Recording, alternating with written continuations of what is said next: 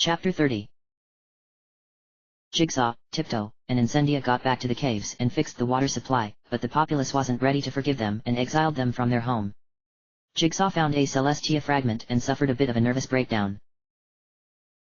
Tiptoe extended her wings, soaring over the emerald green carpet spread out below her, wind buffeting her back and forth through the air as she made an unsteady landing on the top of the airship. She trotted over to a small, round hatch on the top of the airship and flipped a lever with her hoof. The door sprung open. Tiptoe fluttered her wings as she descended into the control room. When she touched down, Incendia glanced up and gave her a curt nod. She sat on the ground in front of a monitor, which flashed blue and displayed a sentence in the language of the old world. A small quill floated in the air before Incendia, sketching the glyphs on a ragged sheet of paper. "What's going on?" Tiptoe asked, trotting closer. "No idea," Incendia replied. "The monitor just started flashing a minute ago. I don't know what it says, so I thought I ought to write it down and bring it to... Well, I thought I ought to write it down." Tiptoe could feel the name hanging in the air even though it hadn't been said. Her thoughts turned against her will towards the last week.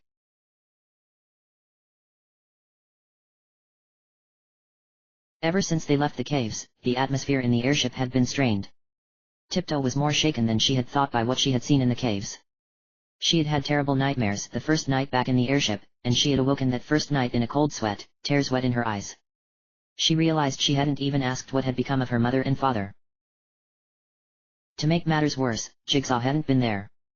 After absorbing the fragment of Celestia, Jigsaw had tuned the ship eastward and locked himself in his cabin without a word to any of them. When Tiptoe came in for the night, she found him already lying in bed, breathing slowly. She gently squeezed in next to him and drifted off. When she awoke to find him missing, Tiptoe wandered around a corridor, only to find him scribbling idly in the old language at a small desk in a disused barrack. "What are you writing?" Tiptoe asked cautiously. "I don't know," Jigsaw said, slamming the quill on the desk. The ink reservoir at the top shattered and black ink began to run over the words on the parchment. "I don't know what I'm doing here. It's only gotten worse, Tiptoe. I could stand it before, but now it's like they're screaming in my head, only, I can't make out the words." Cold dread settled in Tiptoe's stomach. "You're talking about the fragments? Is that why you weren't in bed?" "I don't remember leaving bed, but I remember I never fell asleep. All I know is 1 second I'm trying to drift off, and the next second you're standing here asking what I'm writing." Jigsaw's horn injected and Tiptoe noticed that the magical aura no longer shone bright blue but was tinged with gold. The stained parchment lifted off the table. "I can't even read this," Jigsaw exclaimed.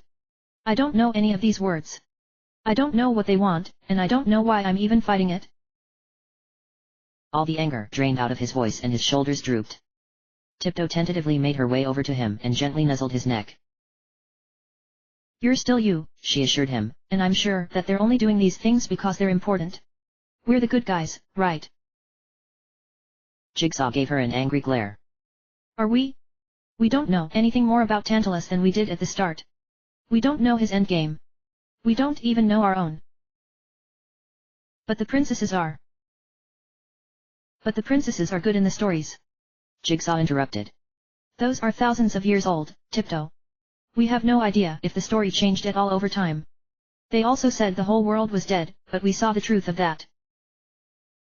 But Tantalus has done horrible things," Tiptoe said. "You've seen him slaughter hundreds. He tried to kill us. And what if he had good reason for doing it?" Jigsaw retorted. "We don't know. We just don't. And we've done terrible things, too. You saw that grave, same as I. We did that." Tiptoe gasped in horror. That's not fair, we didn't mean to do that. We did it all the same," Jigsaw shouted. "Maybe Tantalus is just trying to make a better world. Maybe the ends justify the means." "They don't," Tiptoe replied, narrowing her eyes. "They never do. And yet the princesses have no problem using me as their puppet," Jigsaw shouted, shoving the parchment covered in odd runes towards Tiptoe. "They just take control of me and use me. I don't know what they want of me any more than you do. That fragment didn't appear until after we got exiled, Tiptoe. We turned the water back on and they exiled us and we didn't even have to go in there to get the fragment." Tiptoe was shocked. "Of course we had to. They were dying. They're our family. Were, Jigsaw corrected. they exiled us, remember? And besides, what we did wasn't any kinder. They have no way to grow food with the Arboretum. Full. We just traded thirst for starvation. Besides, even if they could eat, they didn't have enough to sustain a viable breeding population. What we did was cruel, Tiptoe. They might last another generation or two, at best, before dying out. We're guilty of genocide just as much as Tantalus is, Tiptoe, and all for these stupid fragments. Tiptoe was about to bite back at him when their eyes met. His eyes betrayed him as they glistened with barely contained terror. Well. Jigsaw snapped. Say something. I love you, Tiptoe said, moving closer to him so that her coat brushed against his. I'd what? Jigsaw sputtered, taken aback. I know you're afraid, Tiptoe said. I can't imagine what it's like for you, but I love you, Jigsaw. Tiptoe pressed her lips against his, feeling the smooth, wet skin of his lips against her own. Jigsaw shuddered and, for an instant, tried to pull away. His resolve didn't last, and after a moment of resistance he gave in and pressed against her, unloading all of his pent-up emotion into one long, passionate kiss. After a long moment, they broke apart. I love you too, Tiptoe, Jigsaw swallowed hard, tears welling in the corners of his eyes. I'm so scared, It's okay, Tiptoe said. It's... Jigsaw's pupils dilated, and Tiptoe thought she caught an unfamiliar glimpse of gold inside the eyes she knew so well. Jigsaw galloped out of the room without saying another word.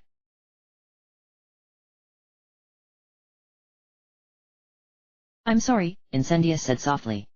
I know things are rough between you two right now. I'll bring it to him later. Tiptoe nodded. Thank you. Did you see anything out scouting? Incendia asked quickly, changing the subject. There's nothing but a grove of trees to the northeast. We really need to resupply if we can. Incendia nodded and trotted over to the dusty chair in the center of the room. Her horn glowed orange and a small wheel and navigator's compass rose out of the floor. She spun it with her mouth and a low hum came from deep within the airship. The world outside the window wall tilted and turned as the airship rotated until it faced a far-off patch of green that was the orchard. I think I'm going to take a nap, Tiptoe said. All that flying tired me out. All right, Incendia said. You know where to find me. Tiptoe shuffled her hooves awkwardly, but she thanked the coal-black unicorn and headed out of the room. Incendia felt her heart flutter as Tiptoe turned her back to her to leave, and then immediately felt a stab of shame. She knew she shouldn't be watching. She knew she shouldn't feel happy that Tiptoe and Jigsaw were having issues in their relationship, especially since Jigsaw's life or his sanity, at the very least, was at stake. Incendia gave her head a quick shake to clear it and grabbed the paper she had been writing with. She double-checked the symbols against the screen and then trotted out of the control room. She stopped at the third landing, and the metal door slid aside for her with a soft electric hum. As it opened, Incendia found herself greeted by the clanging of pistons, the strange quavering hum of the ship's power lines, and a keening high-pitched sound she knew as the whine of a crystal under strain. Jigsaw was standing over a bright console near the door with his mane frayed and unkempt, and the bags below his eyes quite startlingly pronounced, though he didn't seem to notice her. Jigsaw? Incendia asked hesitantly. Much to her relief, his ears perked up at the sound of her voice and he turned away from the console. Incendia, he said, haven't seen you in over a day. She's asleep, Incendia said. Oh, Jigsaw said, the corners of his mouth falling slightly. What did you want? A monitor in the control room started sounding an alarm and I didn't recognize the words. Here's what it said. Incendia replied, floating the parchment slip towards the unicorn. A power coupling came undone, Jigsaw said.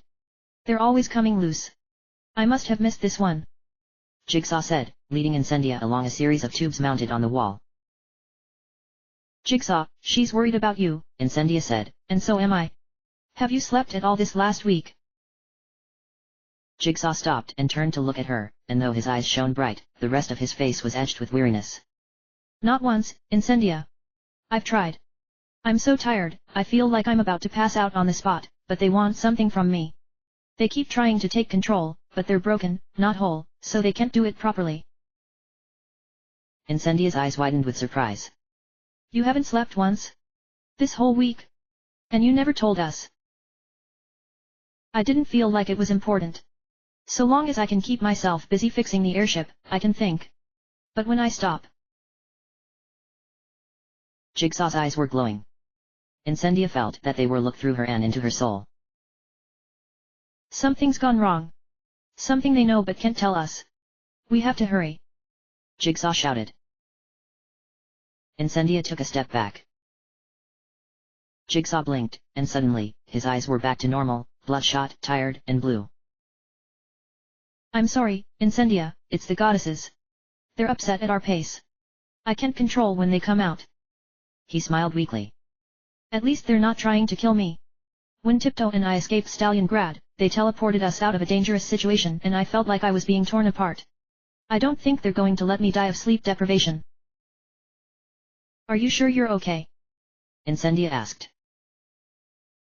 I'm hardly sure of anything anymore, Incendia, Jigsaw answered. Incendia opened her mouth to respond, but Jigsaw cut her off. Why hasn't Tiptoe come to visit me? He asked. Incendia shuffled uncomfortably. I think she's afraid. You've been so strange this last week. Jigsaw snorted derisively.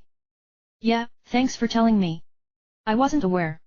I'll just turn off the ancient goddesses in my head, then. Not funny, Incendia replied. I know, Jigsaw said, his voice falling once more. I don't know what I would tell her. That night I ran out on her. I can't imagine what that must have looked like to her. I don't even know what they wanted me to do. He sighed. I'm so tired. Before Incendia could respond, the airship gave a shudder and the engines began to cycle down. What's going on? Jigsaw asked, turning to face the nearest console. Why are we descending? There's a huge forest nearby. We're running low on food and water. We're touching down to reload. Jigsaw nodded. That sounds nice. Maybe going outside for a while will help me calm down.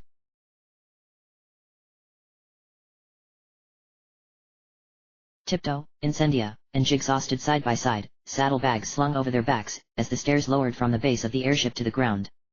Incendia glanced to her sides. Tiptoe hadn't spoken a word to Jigsaw since he had shown up in the lobby to disembark. The door to the airship began to sink into the floor, shining a narrow shaft of light directly into the eyes of the assembled ponies below. Incendia blinked and squinted, temporarily blinded as her eyes adjusted, and gasped when they had. The forest had looked so small from the sky, but now that she had landed, she could see that had just been an illusion. These were no ordinary trees, they towered towards the sky, thick branches laden with huge fruits in every color of the rainbow. The bark of the trees was a strange blue-green Incendia had never seen before. What are they? Tiptoe asked, her eyes wide with wonder.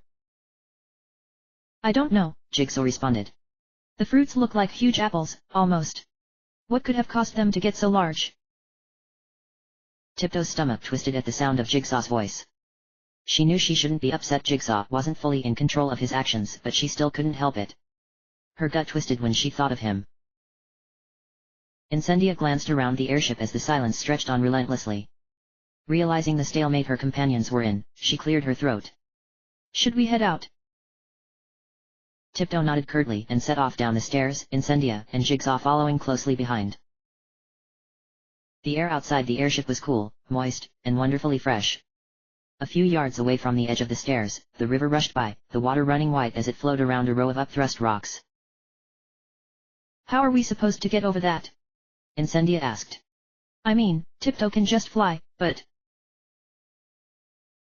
Those rocks in the river, Jigsaw responded. They're small but they're not that far apart. I think we can use them as stepping stones. Incendia eyed the rushing rapids wearily. If you say so. Tiptoe, you'll be there to catch us if we fall, right? Of course I'll catch you, Incendia, Tiptoe said. Jigsaw's mouth hung open in shock. He took a breath to respond but thought better of it, stung. He wordlessly turned and trotted toward the rocks. It looked as they had once been smooth and flat, but time and the constant rush of water had dulled them down to rounded spikes, spaced a few feet apart and spanning the length of the river. He gingerly placed a hoof on the first one, but found to his relief that the rock was gritty and gripped his hoof well. He began to slowly move between the spire, making sure that each hoof was balanced before he reached out. After several tense minutes, his hooves found the soft, moist dirt of the opposite bank. Jigsaw turned to face the other side and saw Incendia standing at the edge of the river, staring intently at the first stone. To his relief, Tiptoe had taken off and was hovering downstream, ready to pull any pony who fell from the rushing water.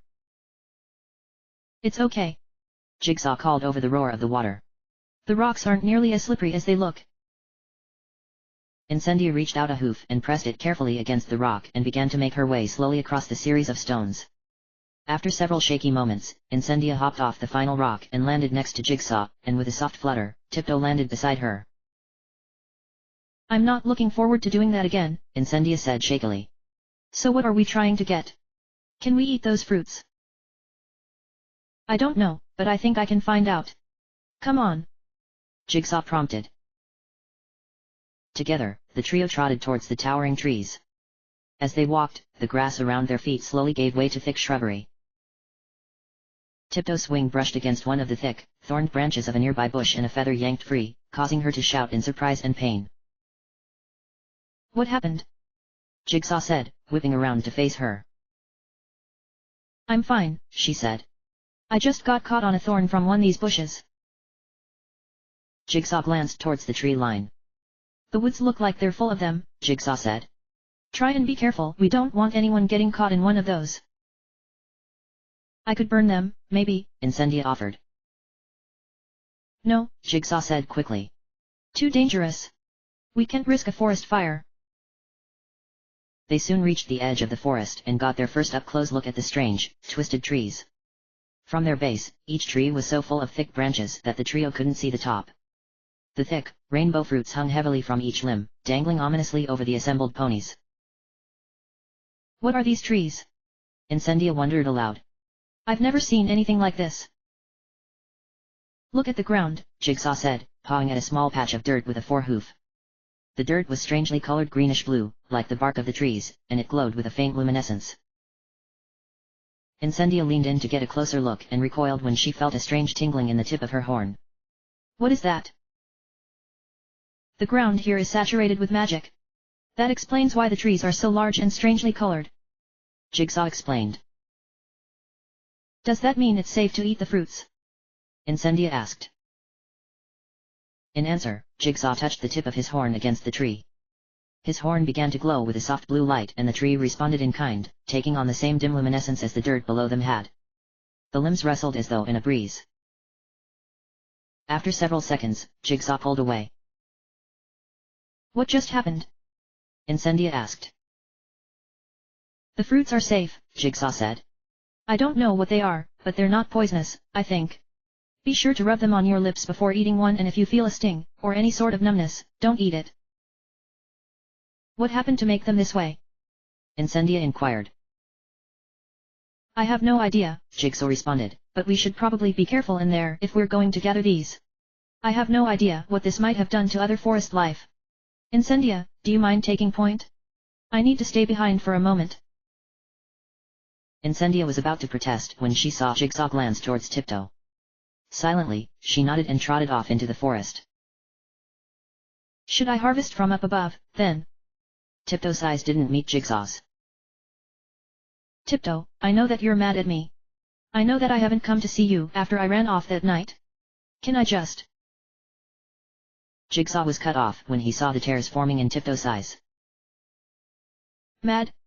Jigsaw, I'm not mad, I'm scared. Tiptoe stamped her hooves on the forest floor. Scared? Asked Jigsaw, perplexed. Of course I'm scared. Tiptoe shouted back. I thought you were losing your mind. After you ran off like that. She trailed off. Then why didn't you come to see me? Jigsaw said. For the same reason you didn't come to see me. Tiptoe shot back. She stared at him intensely for a moment before sighing. Okay. Maybe I was angry, too. I don't think any pony can blame me for that. Tiptoe, I'm sorry. I never meant to do that. Can I just explain for a moment? Tiptoe wanted to scream at him, but she swallowed her anger and nodded stiffly. You remember after Tantalus attacked us outside that castle? When you... He almost killed you. And I called on the power of the goddesses to heal you. Tiptoe nodded. Well, I don't think they're fully under my control. Not like they were then. Or maybe they never were, and our goals just coincided. Jigsaw paced as he spoke. Either way, right now they're stronger than I am. They're each almost complete and they know that we're close to finishing. They want something out me but they can't communicate what, and they can't use most of their power because I couldn't handle it. That's what I've been putting up with for the last week. It's like having two feral animals in your head both fighting over the same piece of meat. I already knew that, Tiptoe said, her eyes resolutely aimed at the ground. I haven't ever just sat you down and explained what it feels like, have I? It's hard, Tiptoe. And confusing. I didn't want to see you because I was afraid I might hurt you. I don't know what I'm capable of like this. Tiptoe tilted her head back, and her eyes met Jigsaw's. What about right now? She said. Aren't you worried now? Jigsaw smiled the saddest smile the Pegasus had ever seen. Tiptoe, I haven't stopped worrying since the day they assigned you as my apprentice. Tiptoe stared into his eyes, waiting for the flash of gold that would signify an abrupt end to the conversation. Instead, all she saw were the same brilliantly blue eyes she had known for so long. She took a hesitant step forward. Every muscle in her body is tense, screaming for her to turn away, but before she knew it, she found herself pressing her lips against Jigsaw's for the first time in a long time, and her anger seemed far away. The seconds stretched on as their kiss intensified. Jigsaw pressed his mouth tighter against hers, relishing the feel of her lips against his. For the first time in a long time, he wasn't afraid. After what felt like ages, they finally broke apart, breathing heavily. I love you, Tiptoe said breathlessly. I love you too, Jigsaw said breathily, smiling. A sudden scream and an orange glint from somewhere deeper in the forest broke them out of their reverie. Incendia! Jigsaw and Tiptoe shouted together. As one, they galloped off into the grove of trees, heading towards the dimming orange light.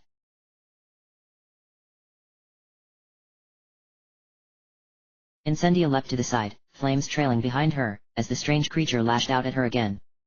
Her glow intensified as she sent a shimmering strand of flame flying through the air at the strange, green mouth.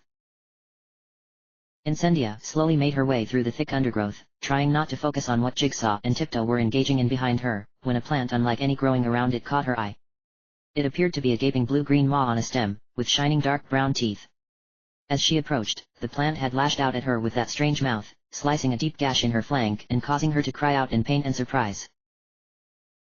The flame whip struck the top of the creature's head and sizzled there, burning a deep gouge into its flesh, but it didn't even seem to feel it. The thing lashed out at her again and Incendia brought her flames roaring as high as she dared and the creature recoiled. A rustling sound behind her caused her to whip her head around. From out of a thick bramble, Tiptoe and Jigsaw came racing. Jigsaw's horn was lit. What's going on? Jigsaw shouted. That plant is attacking me. Incendia shouted back. I can't get away from it. Jigsaw glanced at the top of the plant and saw the deep gouges Incendia's flames had left in it. I have an idea. Jigsaw yelled. Tiptoe. Can you fly above it and create a distraction? Yeah. Tiptoe shouted back.